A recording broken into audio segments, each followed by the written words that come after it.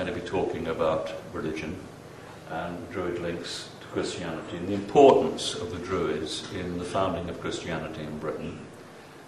The fact that it was only the Christians and the Druids who were persecuted by the Romans, everybody else seemed to get away with it. And the concept now is to really try and see where the links between the Druidic knowledge and works, how they tied in with what was going on at Kharsag. We located the restart of civilization, agriculture, to a small group of survivors from global catastrophe in the Rachaiya Basin south, which is that red dot in the middle of our image. Now it's 25 miles west of Damascus and 8 miles north of Mount Hermon. We have interesting clues here because in the Arab literature it said that the Garden of Eden was 25 miles from Damascus, of course, which it is. The other interesting thing is that when Muhammad died, the first major centre for Islam was at Damascus, and they built the great mosque in Damascus on the site of the temple of Baalbek, which was the old Canaanite god who became a sun god under the Romans. So the extraordinary links between Islam and Damascus and Kharsag within the records. Mount Hermon's called the Snowy Mountain, or Mountain of the Chief.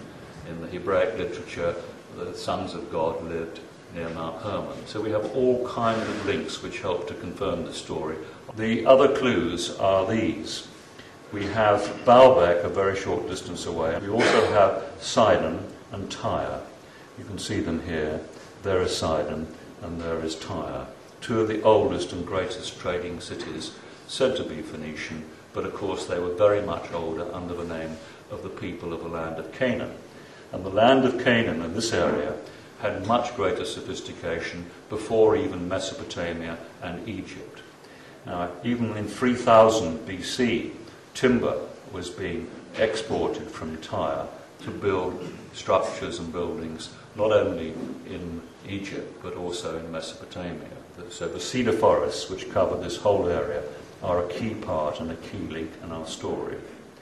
We also have the story of Osiris, who was chopped up into bits and how he was put in a box and floated to Tyre. And this is obviously a distortion of an ancient story, but it's the links between Egypt and Tyre and the whole world in these two famous ports. And certainly Alexander the Great was told that the oldest cities in the world were Tyre and Sidon. We've got the two big rivers here, which are the Orontes, which runs north. You can just see that running up here to Oms, and then to Kadesh, which is very important historically, and Ebla, and out to the sea. And we're going to visit Urugrit, or Ras Shamara, which is further up, where there was a kingship school. And down here we've got the Litani, which runs south, and then out to the sea and southern Lebanon. So that gives you the picture of where things started from, and you'll probably notice there are so many interesting names which all link with our history and past. So it doesn't take much to see, quite apart from the farming issues and the origin of all the crops in this area, that we've got so many of the important sites and so much respect is paid to this area within history, even, as I say, particularly within Islam. Although Islam became confused, in my opinion, because in 1400 they began to think that Mecca and Becca were particularly important and moved south. And there is a book called The Bible Comes from Arabia. And this is largely because of the migrations of people from this area right the way down the Rift Valley to Aden and into Ethiopia. And we find the same names running right the way through, but the source of the names comes from this particular area.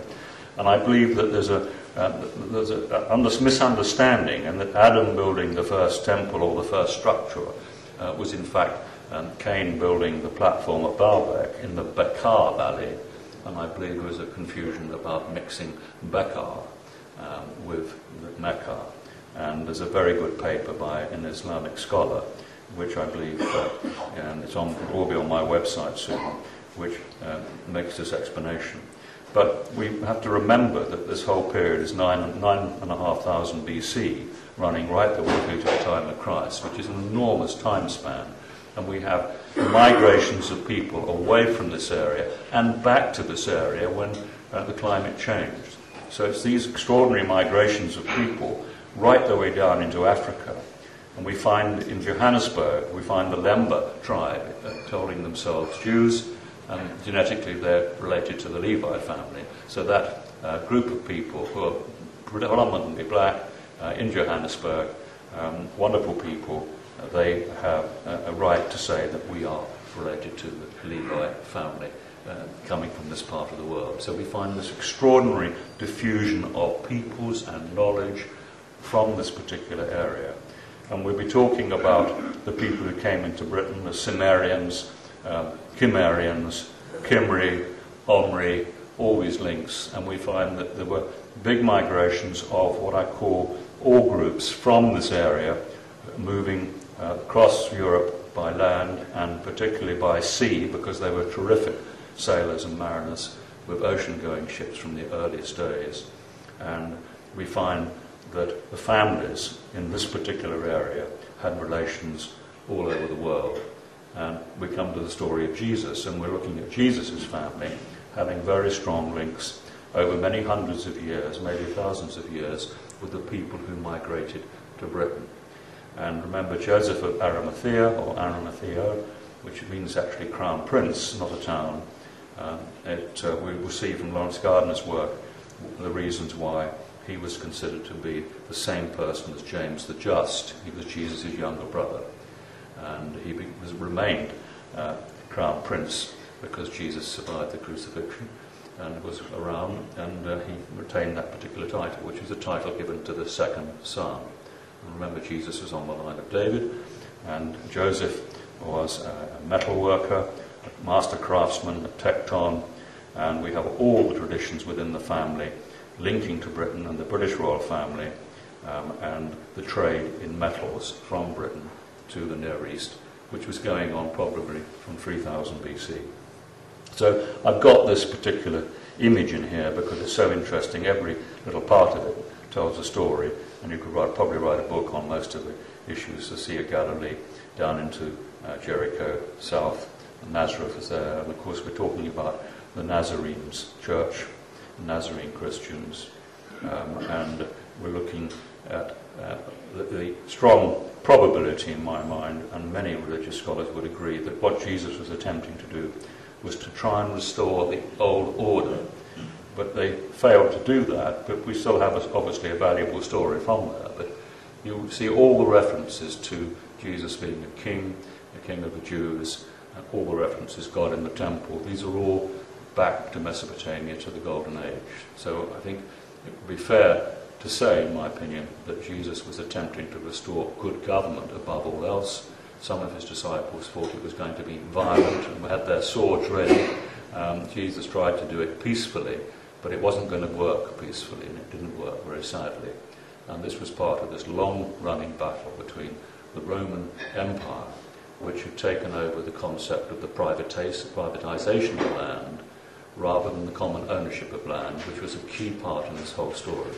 The Roman Empire started about 700 BC, breaking away from the Etruscans.